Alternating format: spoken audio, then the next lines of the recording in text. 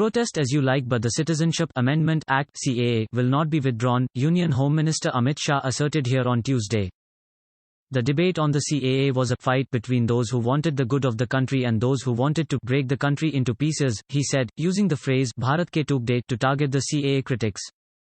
Mr. Shah, who was addressing a rally in support of the CAA, said, "Today I have come to Lucknow to say it aloud that whoever wants to protest, can protest, but the CAA won't be taken back." Also read, DMK to hold all-party meet of its alliance on January 24. DMK to hold all-party meet of its alliance on January 24. His comment came as a sit-in by women at the Husainabad clock tower held the fifth day. Mr. Shah said the opposition parties were spreading misconceptions about the new law and instigating riots and arson. The Congress was opposed to the CAA and did not want to listen to the cries of the religious minorities in Bangladesh, Pakistan and Afghanistan as it was blindfolded by vote bank.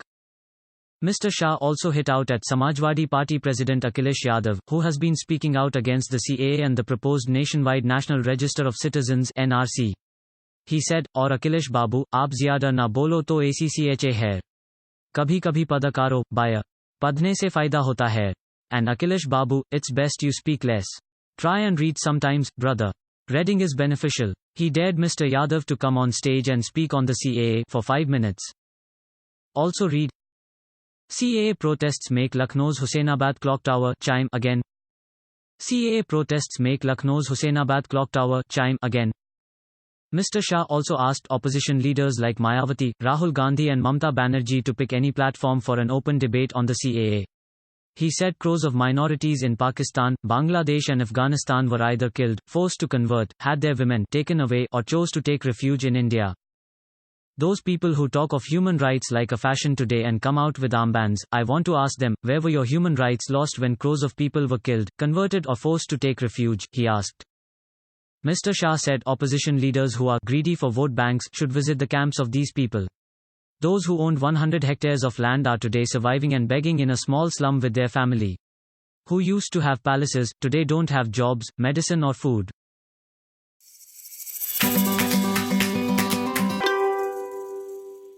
Tragedy struck a group of 15 tourists from Kerala in Nepal when 8 of them, including 4 minors, died after they fell unconscious probably due to a gas leak from a heater in their room at a mountainous resort, police said, amidst cold wave in the Himalayan region. The Indian nationals were airlifted to Hams Hospital in Kathmandu where they were pronounced dead on arrival, Superintendent of Police Sushil Singh Rathore said. Makwanpur police said the victims might have fallen unconscious due to asphyxiation. All 8 were airlifted and brought to hospital in Kathmandu. A doctor from the Indian mission was also immediately sent to the concerned hospital to check on welfare of patients and to provide necessary assistance, sources at the Indian embassy in Kathmandu said. We have now been informed that all 8 patients did not survive, they added.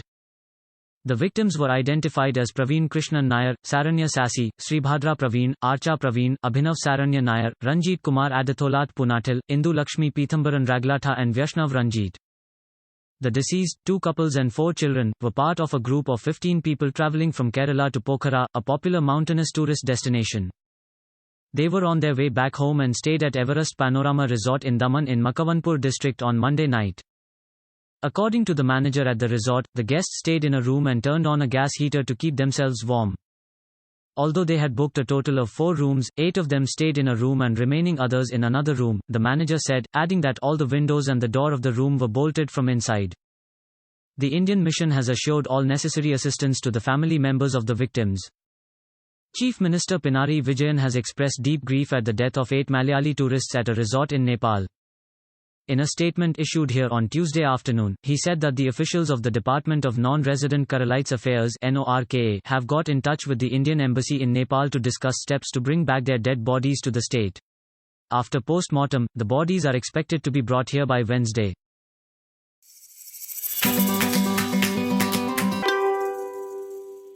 In one of the biggest seizures of narcotics in eastern India in recent times, the Kolkata police on Tuesday seized a big quantity of heroin, whose market value may be about 100 crore rupees. Acting on a tip-off, the special task force of the police made the seizure from Pekpura under the Tala police station in the early hours of Tuesday. We have seized about 25.255 kilograms of heroin. 2 persons have been arrested and we will produce them before a court and seek police custody. Deputy Commissioner, Special Task Force, Pradeep Kumar Yadav, told The Hindu. The two have been identified as Zubair from Bahraich in Uttar Pradesh and Fazuddin from Thubal in Manipur. It appears that they are couriers. What we have gathered is that they were carrying two different qualities of substance. They had brought two drugs for mixing and exchange, Mr. Yadav said. The police suspect they are negotiating about yaba tablets, another narcotic drug, but no tablets were recovered from the two accused. Yaba, a mixture of methamphetamine and caffeine, is sold as cheap red or pink pills.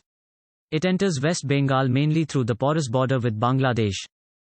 Investigation was on to ascertain where the drug was sourced from and the financial mechanism behind the illegal trade, Mr. Yadav said. While there has been seizure of narcotics in Kolkata, including yaba tablets, drugs in such large quantity has not been seized in recent times.